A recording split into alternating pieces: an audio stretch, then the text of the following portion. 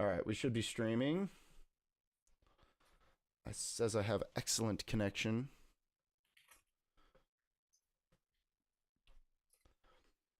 New videos out now on our channel. Yeah. Great.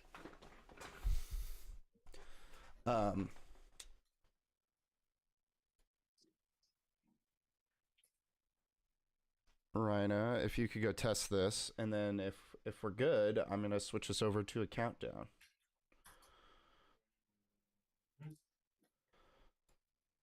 Did you send me a link or? Doing it right now.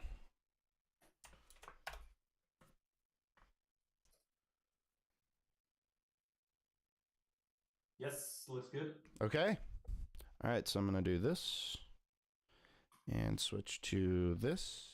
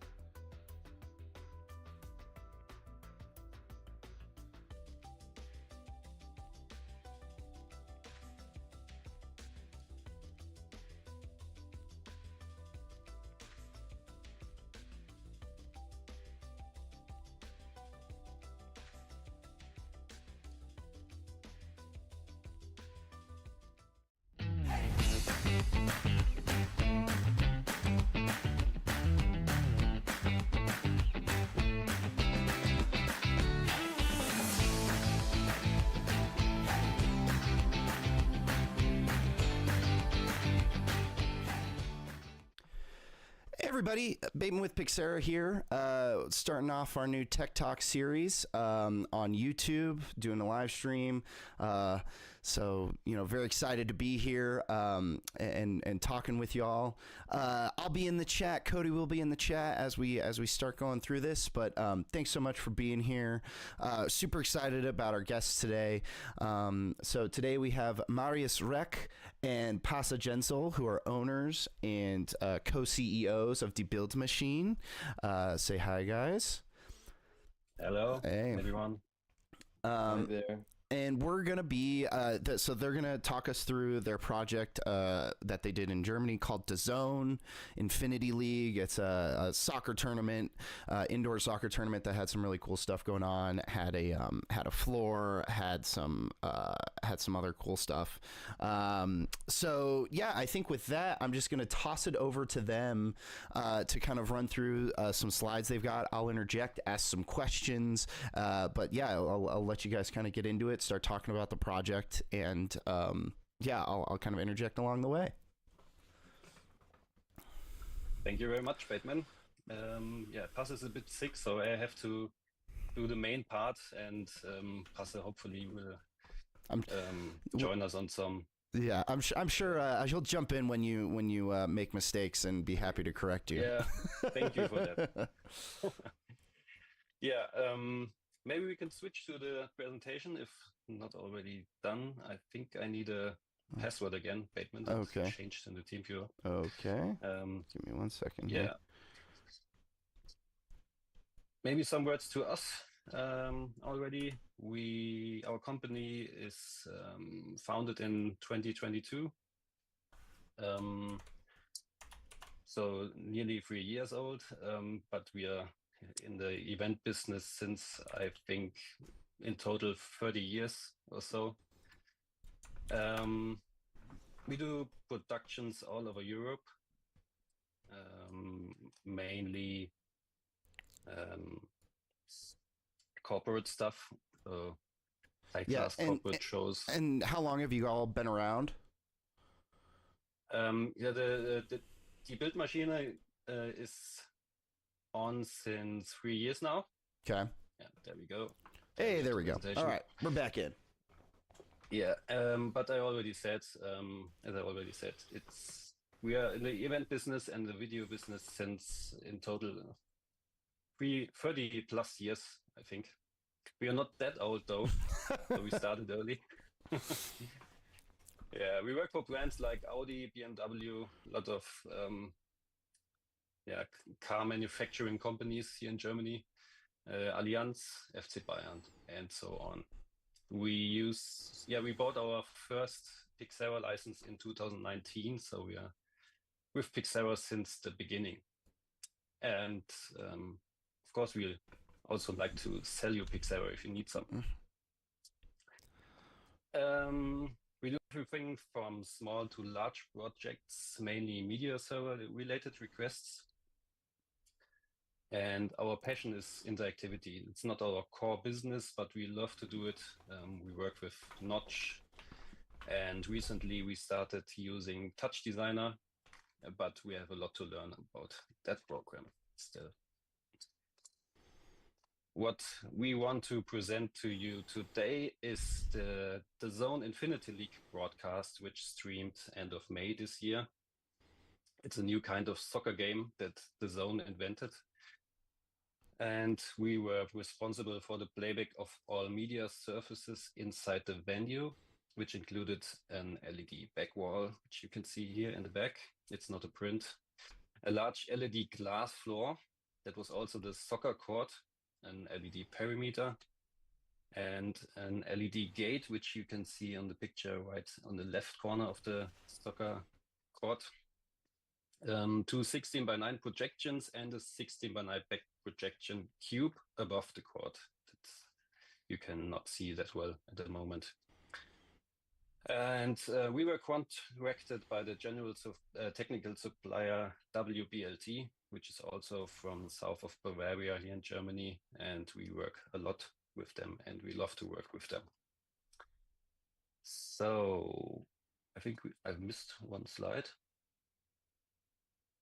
Yeah. doesn't matter.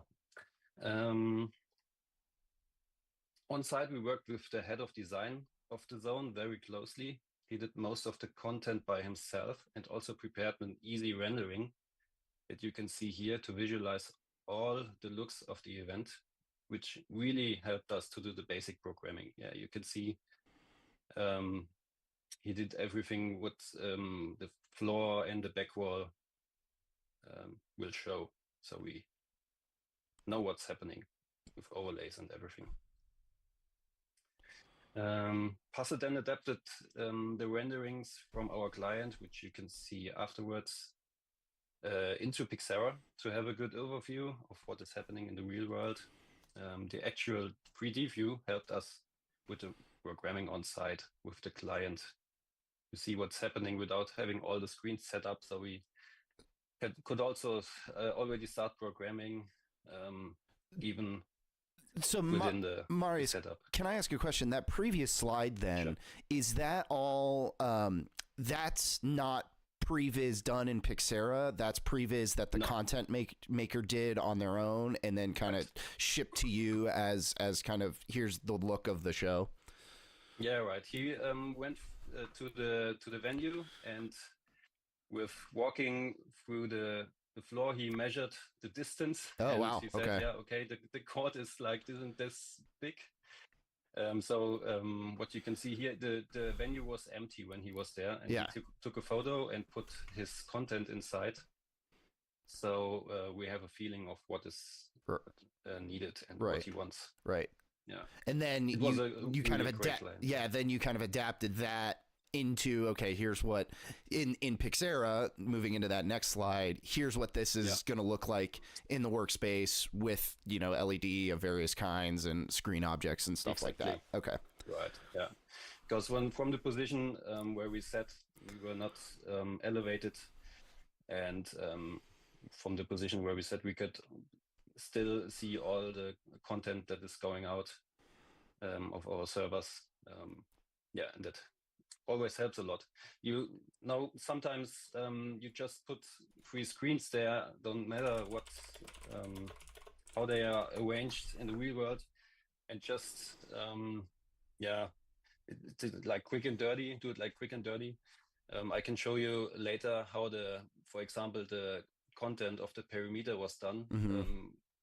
Some of you might know that it's in a 60 by 9 container and then leveled under each other, and yeah, it's not, you can't really imagine what is really going out if you don't have the visualization in PIXERA. Sure. So that helped a lot. Yeah, and then afterwards, it helped a lot with the gate. It was very complicated to arrange these panels because here you can just see the front face, but it was 360 degrees. Oh, the whole gate was like 3. Yeah, the whole gate. Okay, and cool. Underneath it was also LED, so it was and for the mapping itself, it was very, very good to see it in a 3D world. Yeah. So we can flew inside and look underneath it and see, okay, is the right content actually going to there? Cool. Yeah. Right. On the next slide, you see the first rendering of the venue from our client WBLT. And with that and some information on the pixels of the screens, we could generate our file requirements. That's something we always do. And we can stress a little bit here because it helped us a lot in the past. It's much easier for the client when you define the file formats exactly how you need them, and if there's something wrong and it needs to be re-rendered on site from us, in the worst case, you can always come back to the file requirements to prove what was made wrong. Well, and it also Yeah. Well, I was going to ask if you could talk a little more. In my trainings, I always talk about how important codec choice is, and it looks like you've picked Notch LC here, and so I was wondering if you could kind of talk to me about, why you landed on that, and if you considered a different file type before choosing Notch LC, and kind of some of the choices you made in this document here. Yeah, we used to use Hub and Hub Q when Notch wasn't around. Mm-hmm. So I think that's what most of you guys do. If we have some operators here with us, Mm-hmm. And then the second thing is uncompressed, which is very demanded in the car industry, especially. And then when the Notch LC came up, we checked it, and I heard a lot about it. It's a great content, and we tried it, and we also told other clients and operators, here there's a new codec, try Notch LC. And to be honest, most of them said, you can't see the difference between Notch LC and uncompressed. Mm. So that's definitely our way to go. Got it. Today. You surely have some setups where you would prefer ProRes. Yeah, it always depends on your hardware. So this can also only be a recommendation from our side, and it's especially for our servers. We have a lot of experience now with this codec on our servers, and how many layers we can play out with alpha as well, right, at the same time. So I think, Hub is still also good, but with the amount of LED you had, I imagine that the banding and some of those green gradients that I'm seeing, the banding issue could be prevalent in exactly. something like HAP. Yeah. The gradients are very smooth in a Notch LC codec. And to be honest, it was very hard to tell all the content creators, okay, they are in this world of ProRes, right, and MP4 for previewing or yeah. something.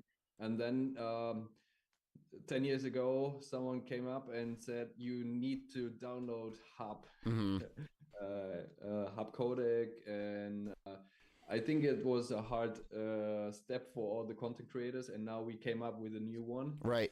And is that how are you guys dealing with that kind of challenge, when you're talking to content creators? I mean, this kind of document obviously I think helps a lot to kind of overcome that. And I find that Notch LC is pretty accessible in terms of, it's easy to download the codecs and all that. But how are you kind of dealing with that challenge when it comes to getting all that content? Yeah, first of all, sometimes we have to clarify how real-time playback works, and why ProRes or MP4 is not workable for us.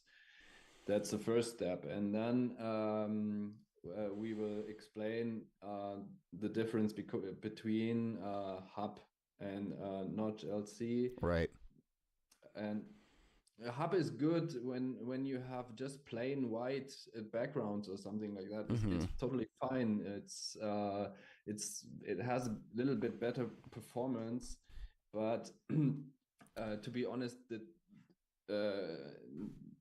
it's nowadays it's very hard to find the codec converter for the Mac ARMed processors. Right.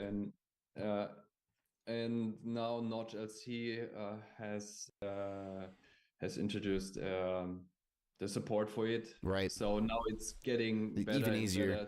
Better so it's, I mean, it really is. It's kind of an education. You got to educate whoever you're how early are you entering that process to start talking to the content creators and be like, hey, it's Notch LC this time. How early do you have to start talking about it? If your event, you said, I think was in May, when are you starting to have those conversations about codec? I think this time it was pretty late. Okay. Because everything in this project was pretty late.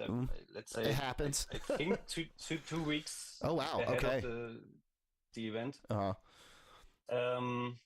But the client was very helpful, and he was very nice. Okay, good.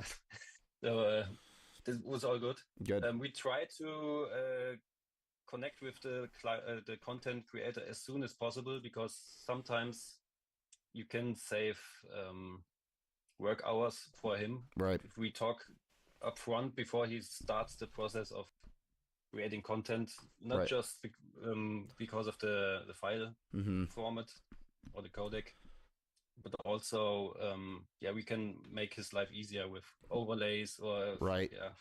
if we talk ahead of the content creation process. Right. Yeah. So, but it's very we are hired by the Technic company. right. So it's kind of, you're entering late. Go to the Technic company, and they are talking to the agency, mm-hmm. and the agency has to talk to the content department. Right. It's a very long way. Yeah. Sometimes we, after a couple of years, we have the direct connection to some content creators. That's the best and easiest way to produce all this stuff. But sometimes you have to go a long way until you find this guy. Sure. The right person that's actually rendering the file. Yeah. Yeah. Well, cool. If I maybe move on and kind of see the next step of this in terms of, kind of where, once you kind of have this, what's the next step? When we have you mean the...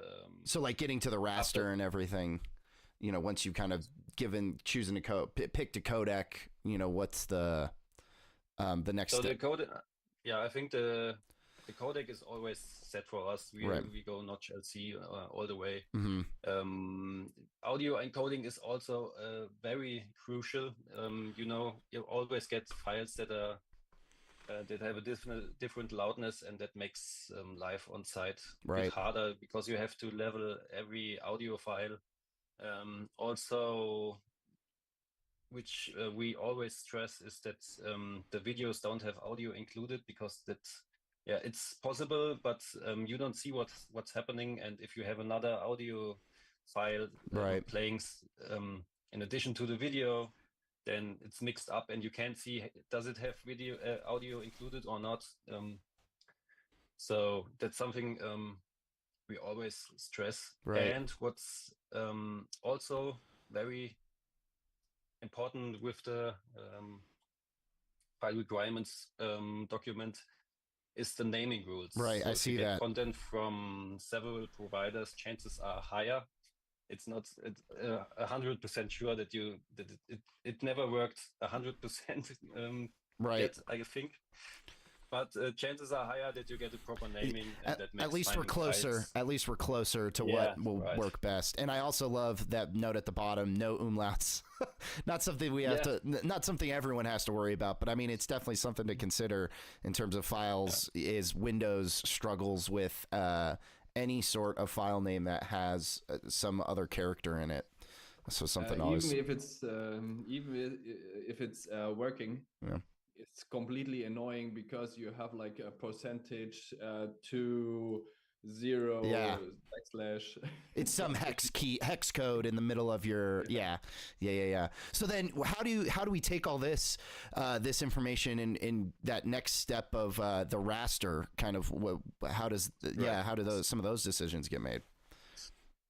So if you have the informations of what screens you have, you of course try to put one screen into one machine, and it's usually that's definitely possible. But if you look at the resolution of the floor here, that's not in this case it was we had to think about it, because within one machine it's much easier to sync the outputs. It's still possible to sync between different machines, but if it's not necessary, I would always go and try to stay in one machine for one screen. Mm-hmm. And that's how we got there. So we had a couple of 16:9 outputs for the LED gate, for example.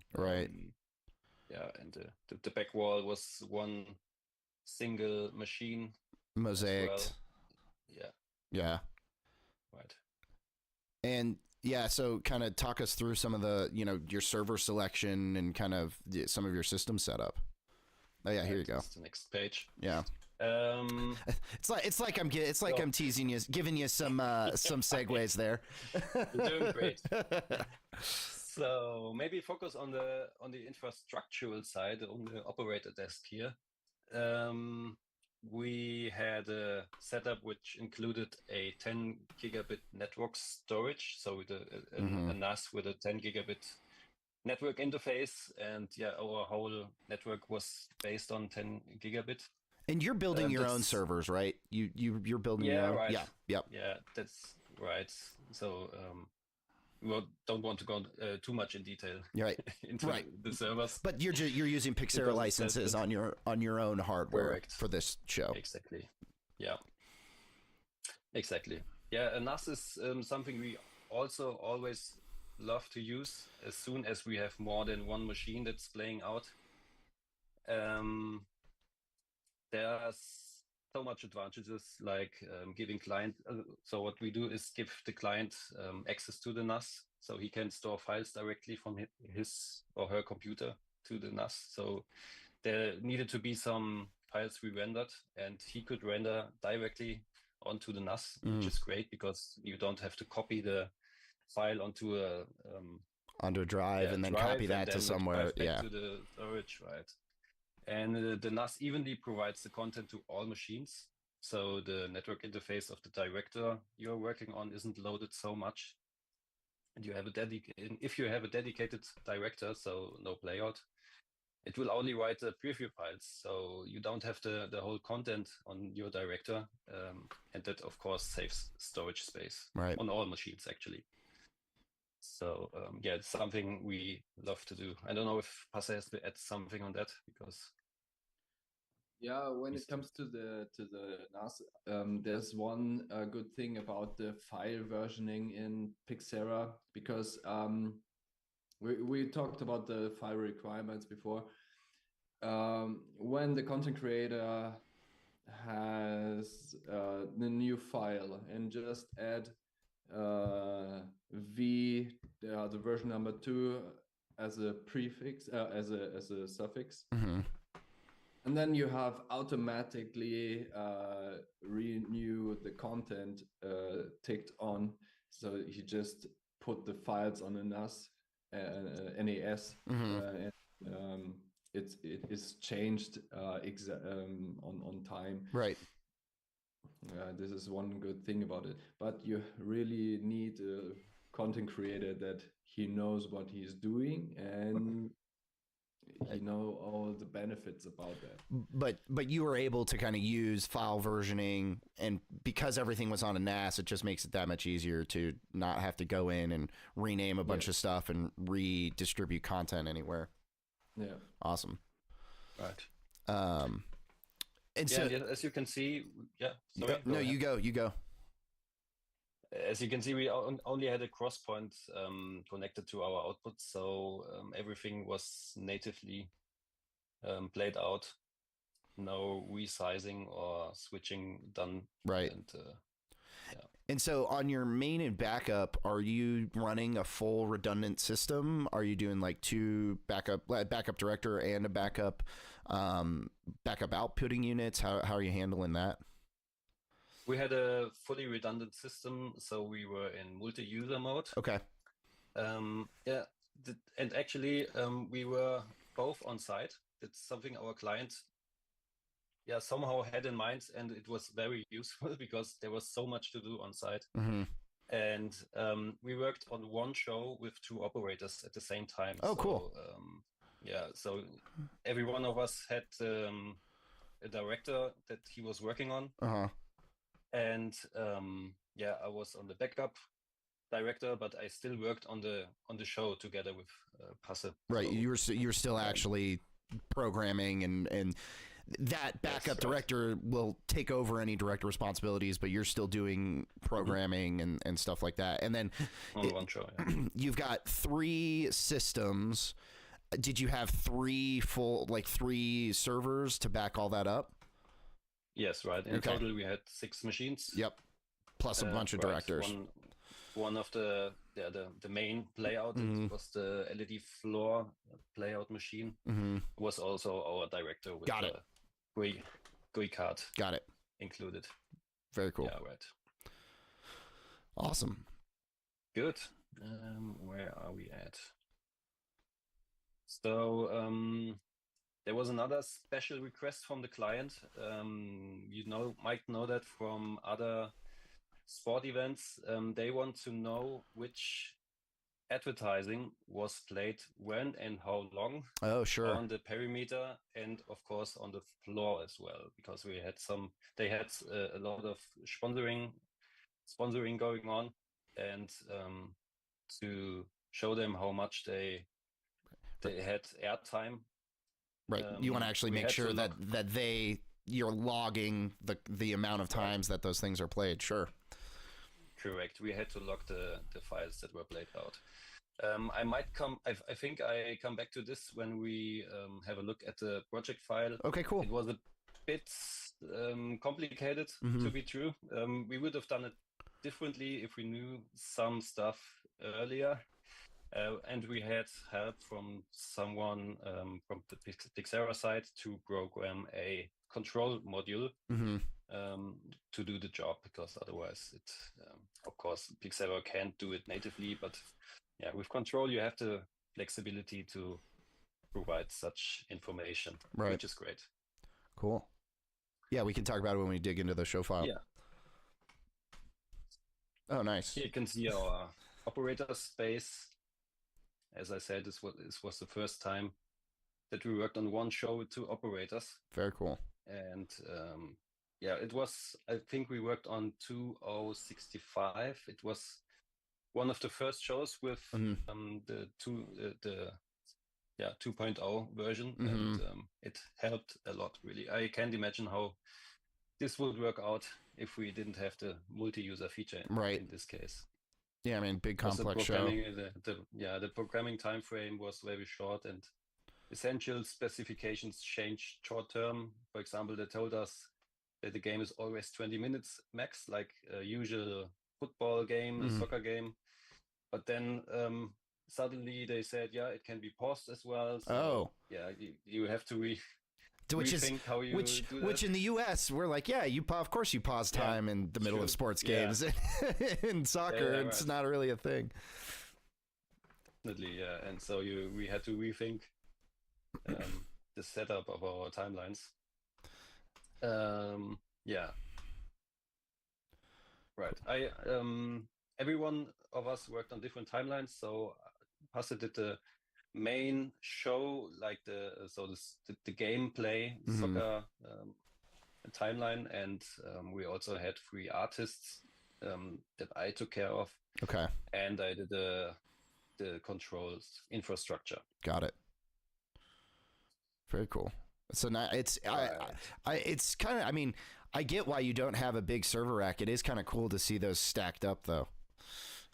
Yeah, definitely. Yeah, we would have brought them all anyway. So yeah. Also, if we didn't need them. Right. This coffee was an important component, as you can see, for any show. Keep the production running. Of course. Yeah. You see, this selfie of us during the show. And it looks like, I mean, it looks like from your kind of your operator position, you've got a control window open, you've got PIXERA open, you've got a Stream Deck. Yeah, right. So you're operating kind of from a bunch of different interfaces depending on what you're trying to do. Exactly right. Okay. Every one of us had a different companion instance. Oh, okay. If I remember correctly. So you don't get in. Yeah. Don't hustle with companion actions. Yeah. We triggered with companion. So we triggered the show with companion. Basically, the control interface was just for the tracking of the files, so the logging of the perimeter and the got it advertising. And as you saw before, we had a loop deck as well. So a shout out to Benny Müller. Mm-hmm. I fell in love with this tool, with the loop deck module for PIXERA.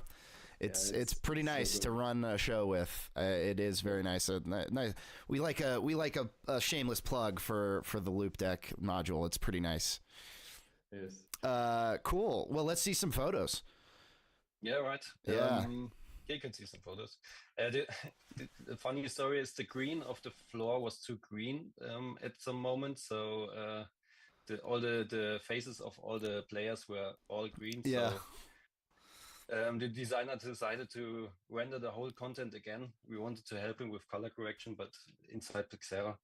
But in this case, he somehow preferred to do it. Just rendered it again. Right. But yeah. Oh, and there's that gate that you're talking about. This is the gate, right? You can see that on the inside, it's also LED. Right. And yes, it's we had 3 artists. Yeah, so you had concerts in the middle of the show. Right. Exactly. Very cool. There's a YouTube link. Maybe if someone wants to see the show, you can have a look at YouTube. It's completely the whole recording is online. If you're interested. Short picture of the crew. That did the whole thing. Yeah, I just posted. I just put in the link because DAZN is very picky about showing content. Mm.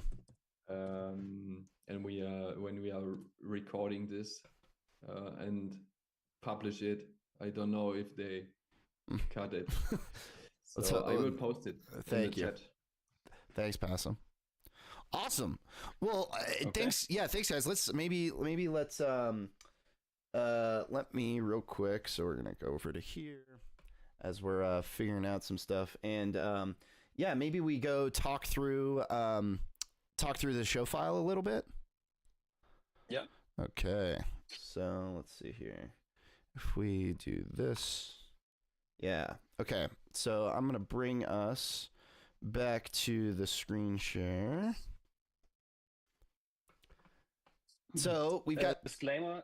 Yeah. Yeah. Just a small disclaimer. Bateman told us not to clean up the file, the show file. So what you see is the actual show file, which is why it's a bit messy here and there. Well, so I mean, I think it's just important to kind of look at the product, what you ended up with. I think it's much more interesting to look at kind of the project as a whole, and kind of where you ended up with warts and all. Right. So if everyone can see the project file now. Yep, we're up. Sure. Good. And I've got the output running as kind of a pip down, and so we're up. All right. Yeah, I think the output isn't that crucial because we can see everything in the great visualization of inside PIXERA. But yeah, good to have it. So we had a couple of timelines here, and as you can see, like I saw it when I walked through the show file a minute ago. Mm-hmm. Where did I have it? I can see it. Floor Sponsoren Loop. So floor sponsoring loop was actually the main timeline in the end. You can see at some point you will not be renaming your timelines because of you did a lot of triggers and programming with the names of the timelines, and then you won't change them anymore. Mm-hmm. It doesn't matter anyway. On top of it, something we always do is have a test pattern timeline, so you can always jump in there and see in the preview it's actually a bit broken, but you can always see if the outputs are still in the right order, and always helps to have a test file up. Then there was one special thing which was called Foninho goal in German Foninho Tor. It's 2 holes you can see in here. I don't know if you can see my mouse. Oh yeah, on the left and the right of the perimeter. And there were goals that the teams could open once in a game, and when they opened them, the whole floor went to red, and then they had, I think, 1 minute 30 to use this goal as in the game, so they could interesting. score into this. I don't know who came to the idea to make two small more goals, but does that have to happen? Like, can that happen at any time? At any time. So right? how are you triggering that per game? Right. WBLT built a very complicated, I think, companion command, which was very long. I had to look into it, but it didn't fit the thing in companion. And so there were a buzzer which the trainer could hit, and then the on the bench, like on the bench, someone could hit a buzzer. Okay. Exactly. And then companion was responsible for opening the gate, and they also triggered us. Oh, and of okay. Course, we had different content for left and right, so there were 2 commands they could send to us. If I jump in here, you see this is Boninho goal left start. So if they would trigger this one. Okay. Yeah, they just they didn't just triggered us. They also triggered the clock of the referees. Oh, okay. So it's doing a lot. That it button depended on which side they hit the button. The goal went up and something like that. So that's why it was so complicated. Okay. It was right. Was very, very long line. Okay. So it's, and that's kind of interesting. So, PIXERA in that case is actually really just listening for a command to come in, because there's some other control set up that, trainer hits button and it's triggering all the other pieces at the same time. Exactly. Yeah. And the thing is, the clock could be, it started the floor and also a countdown on the back wall. Right. And that countdown could also, of course, be paused. Right, because you can call like a timeout or something. Yeah, right. And it always needed to be in sync with the house clock, so the actual game clock. Right. So it definitely needed to be in sync. Are you doing any time code stuff for that, or are you how are you doing that? No, that was all triggered within with companion. Okay. So they were doing like play and pause. I'm not sure, Passe, maybe you know it, if that was also connected back to the chef clock, so the game clock, so that the clock was synced with companion. I'm not sure. Anyways, it was a very complicated I think setup, it was on our list, but on the very last position. Yeah. Right. Yeah, we also had regarding the triggering, we do it later. So and in these timelines there were a lot of triggering happening as well, and there was something I didn't remember actually, but I had to look into. So at the end of the where is it? At the end, can zoom through TeamViewer. Oh. But it's fine. At the end of the countdown, you of course would want to vanish the floor as well. Right. But the floor was looping all the time. That's why it's so short. Right. So at the end, I added 2 queues. And depending on which goal was opened, the queues would be set active or inactive. Okay. Based on another, so based on that trigger, one of them's getting set as active. Oh, cool. I did a control module for that. Very cool. This in the left. Oh, so timeline, if the left one gets triggered, then that's triggered. Oh, cool. Okay. If the left timeline gets triggered, then it will deactivate the trigger queue in from the right Foligno goal, and vice versa. Right. So if the And left one activates, then when you fade it out, you're not going to accidentally fade out with the right, on the right side, you'll fade out on the left side kind of thing. Yeah. Right. Oh, and yeah, that's a super simple couple of commands there.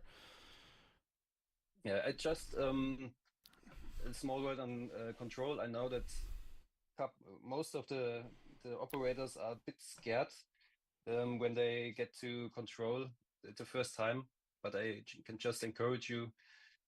If you understood the handling of modules and actions once, then it's not that hard anymore. Yeah. So go ahead and use control. Yeah. Well, and I mean, Discord is always a good place to go get help if you've got questions or if you're trying to do something. We're always in there helping, and so are actually a bunch of other users helping people out. Right. Anything else you want to show, and then I'll open us up to some questions. Yeah, maybe the tracking of the files. It's also interesting. And this part we didn't quite test on this machine, so hopefully it works. If it didn't, it's my fault. We have a look. All good. So we had a module that was programmed especially for this case, and it's triggered via queues and. Oh, that you're putting at the start of every ad. Right. Yeah. Every time this queue gets triggered, it's writing a CSV file of what content is below the queue. Okay. So you can say. Yeah. And I am gonna quickly have a look into your computer what files you have here. So it should be in the D drive. Yes. Yeah, and it's cool. actually working. Very good. Very good. So let's have a look into here. And I mean, anything been played yet? Yeah.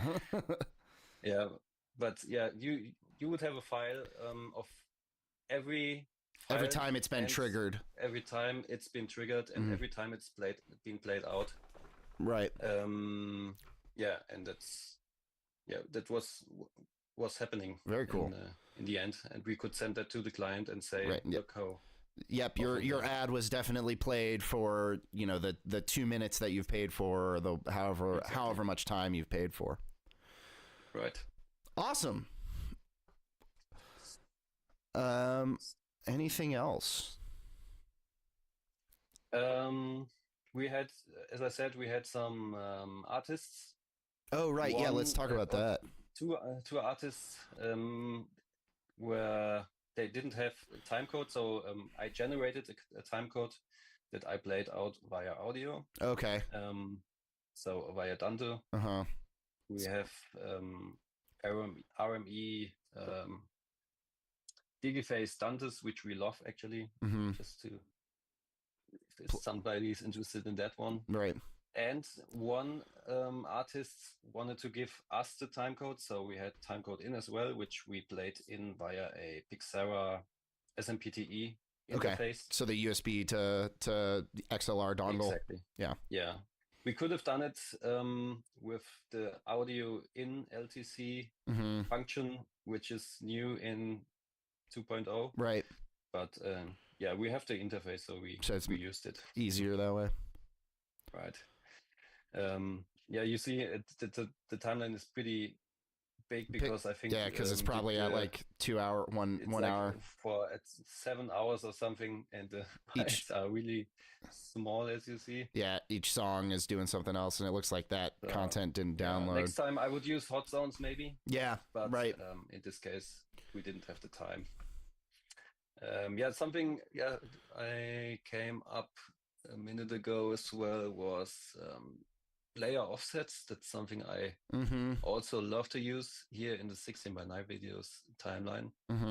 So let's stop some timelines here. I think this one.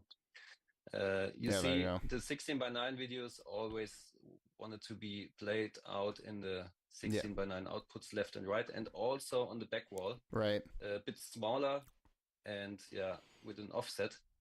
And that's what I love about layer offsets. So you set the offset once, and as long as the resolution of the video is the same, it will And it's always always be there. on these positions. Yeah. Since 2.0, you could also do it with screen groups. Sure. But in this case, I didn't have the time to set up screen groups. And I think you like this, you see exactly what's happening, right? Yeah. You have 2 videos and 2 videos on the back wall. Yeah. And I mean, a couple of different ways to do it. Yeah. Right. Well, cool. I think we haven't had much chatter in the chat, but thank you guys so much. I think we'll throw it over to the chat to see if anyone has any questions, and we can kind of jump around back into the file again. But yeah, we'll see if there's any questions from the chat. I will say we're at 29 viewers, which I super appreciate all 29 people here. So thank you. For first time, I'm going to count that as a total win. 100% more than before. Yes. But in the in summary, it's like, hey, we had some informations before, but not all of them. Right. I would say we had like 50% or something before, and we had just 2 days for setuping everything on site. And a lot of people were talking to us. If it was the event manager of the venue, it was the broadcast. A lot of people had more information, and it was very, very, very good to be on site with 2 person and had the multi-user session. It was so helpful. Yeah. As Marius mentioned before, I don't know how it would possible to do this in this time without it. Right. It was not the I don't know the typical way to use it, but I know it was possible, and then we changed over to this workflow. You have this timeline, you have this timeline, and I use this one, and go for it. And then you can have a bunch of people programming at the same time in one show file without stepping all over each other, which is always really nice. We got a question from Jesse here saying, was it a custom module for outputting to CSV, or is that a native module currently? It's a custom module. Yeah, there is a native module to import or export CSV in some ways, but it was probably altered from that. I know, because you said Benny made that one for you, right? Yeah. So I think there is a version of a CSV export natively in the software, but it wouldn't do exactly what Marius and Passe needed it to do. We had a talk about the gate. Oh, yes, yeah. Passe really put some work in it, and these are all separate screens, as you can see. Yeah. And it really helped on site because, as you can see, this is upside down. But we didn't know how they built it, so we had the flexibility of PIXERA to so you kind of turn it around in PIXERA and make it work. Right. Maybe you can show it in the stream as well. Yeah, it's showing. Oh. I see. I'm switching over here. I've got my ME mixer hat on. Speaking of, I actually you mentioned broadcast. So this was this broadcast for television at the same time?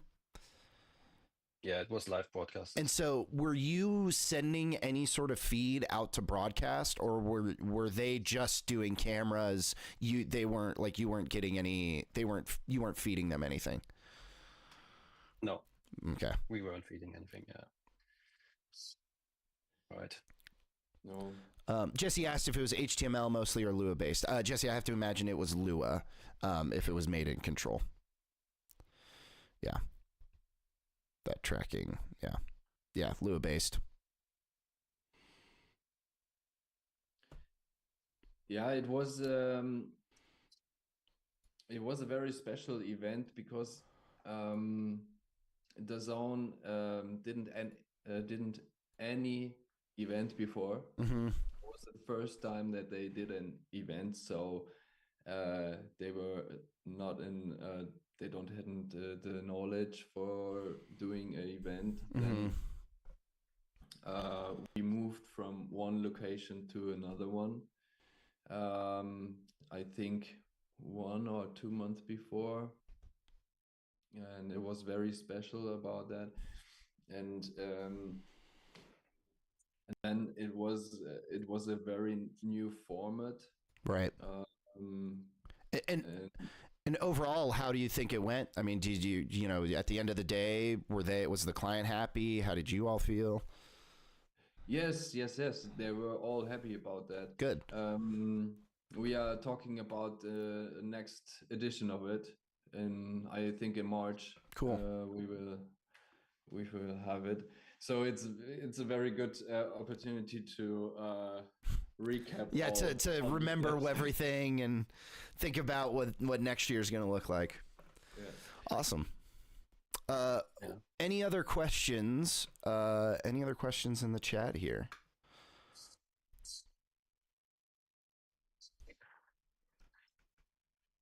Yeah, maybe in the meantime, a word of about triggering stuff. Yeah, sure. I think sometimes I have the feeling that people think I'm a bit lazy because I'm getting triggered a lot from outside our operator place. But I think, in my opinion, you want to show that it's bulletproof and everything is in sync and nothing gets lost, so no queue is not played out. And that's why I really try to trigger as much as possible where it makes sense, of course. Right. Like for Ninja Tour, we would never be able to be in sync without getting triggered from the actual companion that made the goal happen. I might be a bit lazy as well, but well, I mean, I always one of my favorite sayings is, you know, if it's dumb and it works, it's not dumb. So, you know, if it works, then, you know, take the path of least resistance. And if that means everything stays in sync and you don't have to hit a button, I think that's totally fine. Right. So, okay, well, thank you guys so much. I mean, I think this was awesome, and it's always great to dig through a more complicated project and just hear about how you kind of approach all these unique challenges that you know, being triggered from places, triggering different loops within PIXERA. That CSV export thing is such a problem that doesn't necessarily have to fall on the media server's shoulders, right? You know, that's just as easy to say, sorry, but it's, you know, someone else needs to track that information. We're just going to play it back. But I think it's a cool solution, and, you know, probably made everyone else really happy because now it's done automatically and no one else has to count. Yeah. And, you know, it's great that with control you have the possibility to provide it. Exactly. So it's, you know, it's a cool challenge to solve. So yeah, great project. Anything else? Any last words? Anything you want to leave the people with? Oh, if anyone has questions afterwards, maybe someone's looking this stream not live, but afterwards, we're in the Discord group. So if you have any questions, we're happy to help. Yeah. Shout out for the PIXERA Discord. Make sure you go join.